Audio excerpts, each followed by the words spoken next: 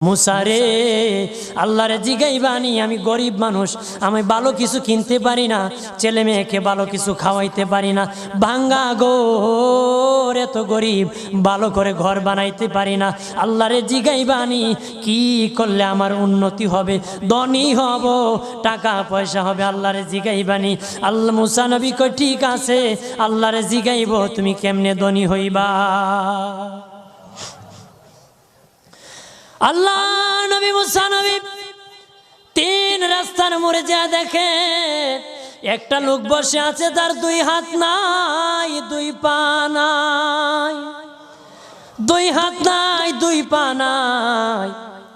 ওই লোক ডাক দিয়া কয়, মুসা রে, জীবনে কোনোদিন নিজে হাঁটতে পারি নাই, নিজ হাতে খেতে পারি নাই, কেউ খাওয়াইলে খাই, নতুবা উপবাস থাকি, বৃষ্টি আসলে ভিজি, সেখানে আমি আবার